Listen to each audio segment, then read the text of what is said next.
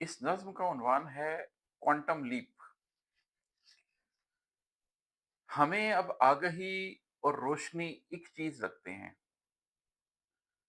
हमें अब आगही और रोशनी एक चीज़ लगते हैं, अगर हो आँख के अंदर तो उसको रोशनी कहिए, अगर हो कल्ब के अंदर तो उसको आगही कहिए। सफ़र बाहर का हो तो रोशनी से आगही लीजिए, सफ़र अंदर का हो तो आगही से रोशनी लीजिए। हकीकत देखनी हो ज़ाहिरी असबाब की तो आँख को कुछ नूर तो दरकार होता है। हकीकत देखनी हो ज़ाहिरी असबाब की तो आँख को कुछ नूर तो दरकार होता है।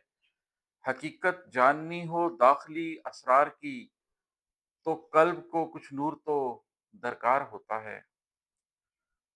मुअम्मा हो अगर मादा से वाबस्ता तो उसकी आगही आँखों से मिलती है। मसाइल हों अगर माबादी तिबियात के बारे तो फिर कल्बी नज़र आगाह करती है। अगर कल्बो नज़र यकजान हो जाए,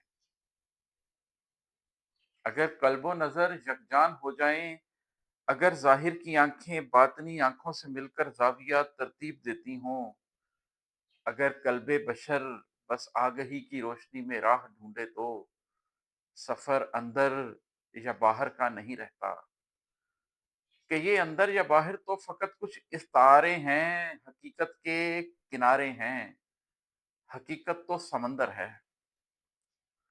कि ये अंदर या बाहर तो फ़कत कुछ इस्तारे हैं, हकीकत के किनारे हैं, हकीकत तो समंदर है नहीं, बल्कि समंदर भी फ़कत एक इस्तारा है। हकीकत का बयाँ इंसान की तख्लीक करदा कुछ ज़बानों में नहीं मुमकिन। हकीकत का बयाँ इंसान की इजाद करदा इल्मी इस्लाहात से पर्दे में है अब तक।